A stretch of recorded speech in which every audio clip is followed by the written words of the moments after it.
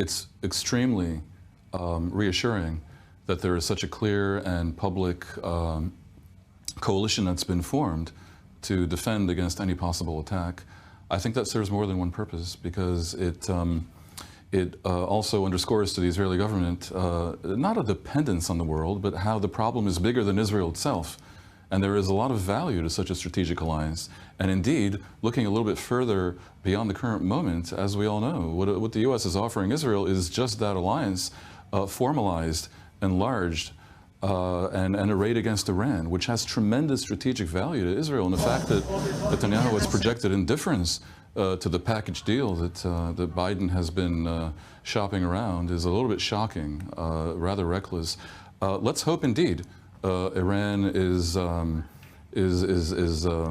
compelled to not react. I suspect that would have to be part of a package deal, and we saw the other side of that package in statements today from John Kirby, suggesting that a deal to bring back the hostages, which is another way of saying a deal to end the war, is imminent, has never been closer, and all kinds of such diplo speak. We've heard this before. It amounts to pressure on Israel. And we've seen all kinds of pressure on Israel to end the war in Gaza. So I think protecting Israel from Iran and Hezbollah and establishing a regional umbrella goes hand in hand with Israel being what Biden called a responsible partner to the United States. Even a war between Hezbollah and Israel, a full-blown war, even without Iran being involved directly, this is still a major war. Yeah. There is this question of whether the other side, Hezbollah or Iran, want a major escalation. And I've heard all kinds of speculation that they don't, assessments that they don't. It may be based on intel. Some people claim it is based on intel.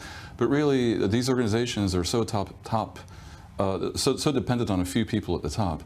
Some of them, in some cases, are isolated, certainly from the world, but even from many of their people, that it strikes me as a rather great unknown. Hezbollah has, rockets that can target sites in Israel. Hezbollah has made it clear that they consider the IDF headquarters in Tel Aviv, right in the center of Tel Aviv, to be a legitimate military target. Well, you can argue any point you want, but if they try to do any such thing, I think it would be war. And with Hezbollah, we have something, as Shiri said, very different from Iran, but for many reasons, one of which is Hezbollah's very existence is completely and totally unacceptable. For Hezbollah to occupy a third or whatever of Lebanon and to have hijacked a country and to use it to attack another country is a complete breakdown of the global order. And I've been writing op-eds about how NATO should step in. It is unacceptable. Whereas Iran's Islamic Republic regime is a tremendous calamity for the region, especially for their own long-suffering people. But the world tolerates horrible regimes. Yeah. A situation such as you have in Lebanon, a total breakdown of sovereignty, is really intolerable. And I would like to see the world, NATO, the United Nations start to take it a little bit more seriously, because to leave it in the hands of Israel is an absurdity, and given the nature of Israel's current government, is reckless on all sides. Must say, it's very well put. I don't know if they got the memo in NATO, but they didn't get it, when the Ukraine conflict started. So, there you go. Now let's bring in Behnam Ben Talbot from the Foundation for the Defense of Democracies. Good evening to you, and welcome back to the show. We've been talking here about the fact that everybody is worried about an escalation, like everybody around the world. And the question to you is, will the Iranians succumb to pressure? What's your guess? Great to be with you. It depends on what kind of pressure. Obviously, right now you have the Biden administration trying to push to de-escalate things in the region. The problem is that mission to de-escalate basically hurts the Biden administration's other mission in the region, which is to restore deterrence, or to bolster deterrence for Israel, bolster deterrence for America, make sure that forces are protected in the region. So this is a contradictory mission. And this basically pressures, or actually eerily incentivizes, the Islamic Republic to take more escalatory or more overt military action. So this is, in my view, a big problem. Dan, you want to react to that? Look, I fully agree that deterrence is essential. But if Iran is, in effect, deterred by threats or by cajoling or by whatever means from carrying through a major escalation, the resulting in de-escalation, is that not deterrence? Because they've been deterred. I think that would be the way to resolve the contradiction. Am I wrong? Yeah, I think Shuri is encouraged by the American reaction, right? I am. I'm encouraged, but look, I mean, having said that, you know, I don't believe this de-escalation is because of diplomacy. I think it's because they brought in U.S. presence, and I think that should remain as a deterrence to further escalation. And this is something that we've seen this administration and previous administrations actually move away from, moving the U.S. out of the Middle East for various reasons. And in a way, it's part of why we are where we are. I would add, if this is a model for future activity here, the diplomacy, warfare, you know, two sides of the same thing.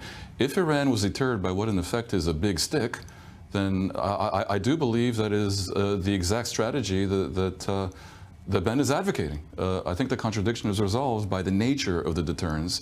The U.S. moved a lot of heavy machinery in here and probably made some threats. Since the October 7th attacks, Sinwar is believed to be hiding in the underground tunnels of Gaza, putting into question his ability to manage the group. Sinwar's appointment not only reinforces his radical path against Israel, but is also an attempt to show that the essence of Hamas remains in Gaza. As for Sinwar himself, he continues to be on the run, waiting for the moment he can emerge from the tunnels of Gaza, dead or alive, as the undisputed king of Hamas. I think this development is strangely useful. It clarifies.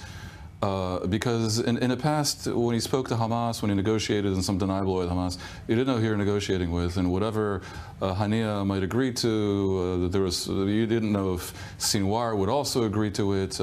Hamas was allowed to have these fake politicians with their veneer of dapperness and sophistication in their suits running around the Gulf. It confused. Right now, you have a very clear picture. You're talking about a terrorist group run by a terrorist. There's one guy, and I can only hope, and I assess that this is how it should be, that the war ends. If it ends, if you really have a deal to return the hostages in exchange for an end to the war, that somehow involves either Haniya joining his friend, Sinwar joining Haniya, his friend, where he currently resides, or taking up Haniya's former residence in Doha, meaning Hamas should not be allowed, Sinwar should not be allowed to remain in Gaza. I have been saying for months it should end with exile. Dan, it's a very frustrating process so far, and there's no end in sight. It's frustrating because Israel took too long to finish off Hamas. That's just the fact of the matter. 10 months is too long. 10 years would obviously be too long. 10 months is too long.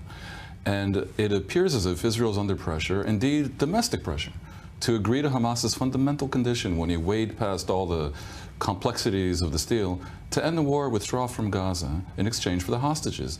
I suspect Sinwar will continue to demand that, and the pressure on Netanyahu is to accept that. And it's not easy it's not so simple. In Israel, they talk about bringing the hostages home. It means ending the war with Hamas still standing. This is why I'm hoping that an exile deal for Sinwar will be part of the package. If there is serious thinking about this, relieving the civilians while maintaining this war, I think declaring Rafah as a security zone and bringing in a multinational force, not necessarily Arab force, I think that will solve the problem of civilians and their misery, and that leaves the political and military aspects. That's the only solution that I think can happen to relieve these civilians while everybody works to achieve their other goals, military or political. Dr. Nasir Al-Omari, I thank you very much. Thank you. Thank you. Back to the studio here. The main problem, there's no plan, Dan. Yeah, and if Hamas ends up in power, ultimately, it will be partly because Israel refused to discuss the day after plan. I do think the day after needs to evolve from a branding standpoint, the Palestinian Authority. Of course, it'll have to be different. The security aspect will probably have to be, at least for a while, partly handled by Israel assisting the PA, and also I do like the idea of a multinational force on the Egyptian border. But Israel has to start using public diplomacy. You can't contribute to this degree of mayhem and not tell the world what it is in aid of. And so far Netanyahu did that to preserve his coalition. This kind of nonsense simply has to end. So this is it for Middle East Now. Stay tuned for the rundown with Kalev Ben David. Good night from Tel Aviv.